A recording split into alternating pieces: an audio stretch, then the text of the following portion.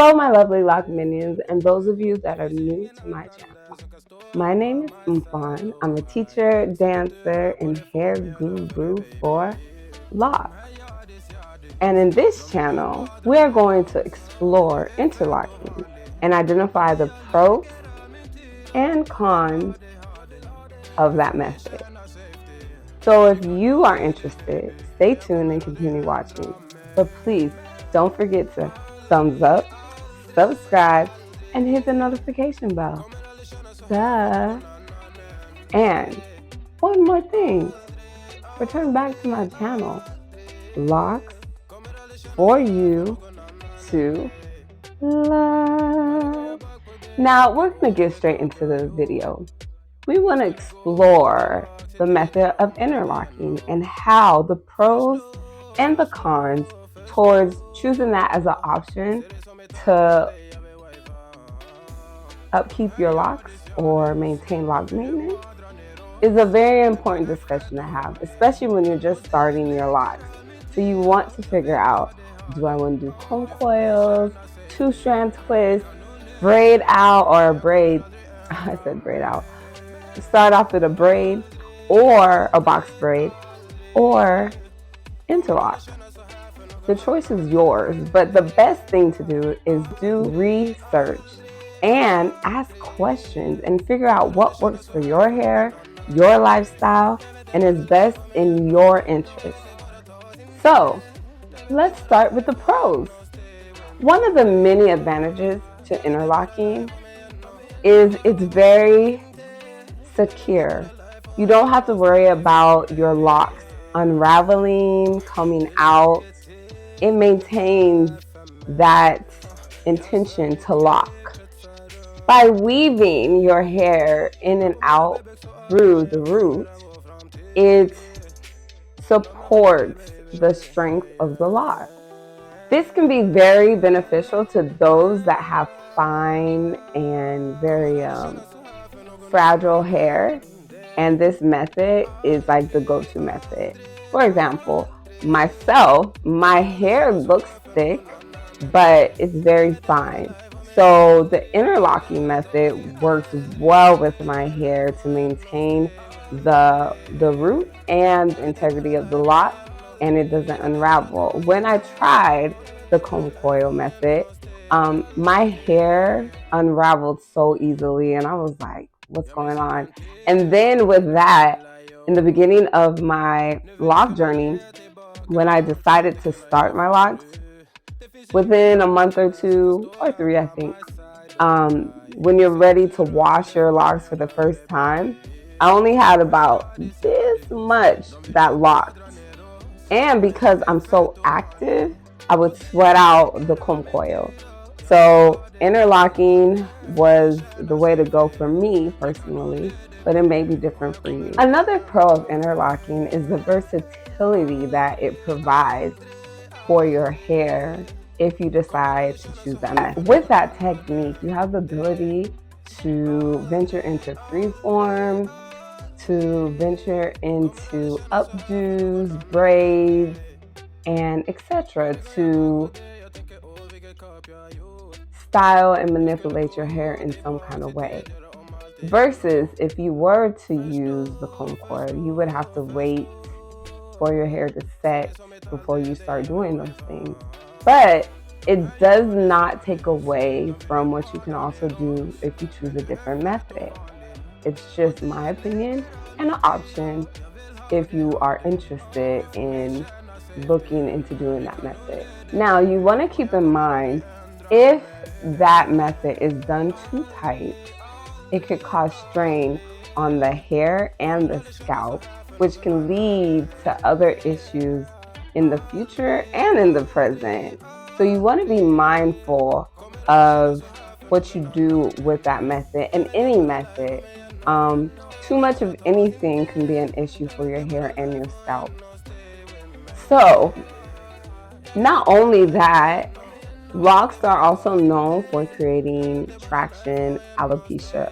So you want to be mindful of how much tension you put on your scalp, how much tension you put in general, and just take care of your hair in a way that doesn't require you to be all in your hair.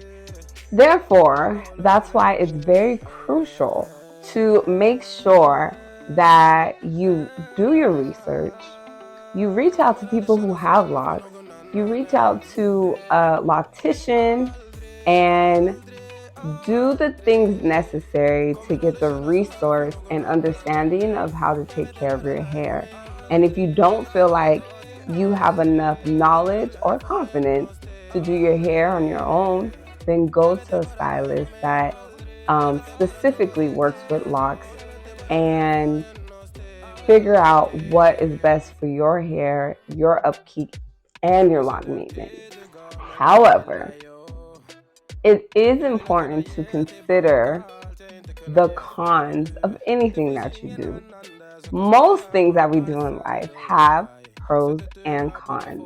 You don't want to just focus on the pros and then be blindsided by the cons later on. You want to be aware of those things so you can take preventative measures to make sure that you're on the right path. And even if you're on the right path, just to be aware of things like this could pop up. So for some people, not all, because I don't think this way, but it could be something to consider. Interlocking requires a certain skill and technique, and if you are not sure of that technique or skill, you might want to reach out to somebody who has expertise on that method of doing your hair. Because if done incorrectly, it could cause strain to the hair or the scalp or breakage. Again, traction, alopecia. And those are some things you want to consider. Additionally, interlocking can be very time consuming. It can take a while to get each lock interlocked, and versus if you were to do comb coil, just twist that thing real quick, let it set, and you're done after it's in the style. Interlocking, you have to take each individual lock and interlock each section, and I forgot the term. I think it was like 4-point, like a square, and you want to go in each direction around clockwise or counterclockwise, but you have to keep that same rhythm, and that can be very time consuming. The time that it takes for you to interlock your hair depends on the size of the lock, the thickness of the lock, and how small or big the lock is. If you are someone who prefers a lock method, quick and straight to the point, interlocking is not the way to go. But I do want to clarify this. For me personally, when I interlock my hair, I don't interlock my hair for another 3 to 6 months. So you have pros and cons on either end. It's time consuming, and it may take hours. For me, it takes me an hour or two to get my hair done. If I'm doing it with somebody or if I'm doing it by myself, it depends. And I don't interlock my hair every 2 weeks. I interlock it at least every 3 to 6 months. So I don't put tension on my scalp or my hair.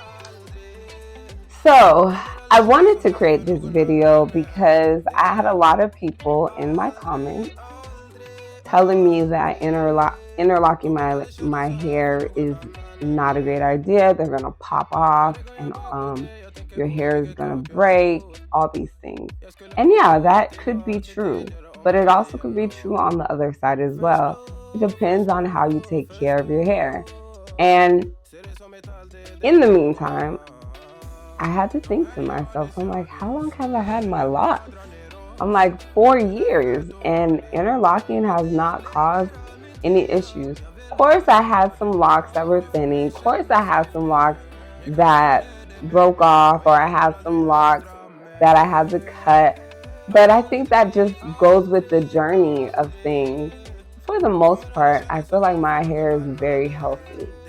And interlocking provides secure and versatile locks that you can put your fingers in. Why not? But also the other methods do the same thing. So this is why I say you just need to research and figure out what works best for you. Be in your present moment and do the thing that brings you joy. Now that you have been informed of the pros and the cons of interlocking, you can make a wise decision on whether or not that is the method that you want to choose for your lifestyle, for your life, and something that you do for you. Not for me, not for anybody else, but for you. Thank you for watching this video, and I hope it informed you. I hope it gave you clarity on what decisions you would like to make in your life when it comes to starting your locks or maintaining your locks. For example, I started my locks with comb coils. Actually, my first set of locks, I started with box braids. I didn't like what it looked like. I took them out after 3 months. Then later on in life, I started them with comb coils, and I had them for 3 months, and that was not working for me. So then I tried the interlock method, and that is what worked for me. And again, that was through trial and error. I didn't go to a professional. I did my hair myself. But if you're not comfortable, go to a professional. It's okay to seek out help and guidance to get the desired look that you want for yourself. Again, don't forget to thumbs up, subscribe, hit the notification bell, and come back to my channel, Locs for you to love. Peace.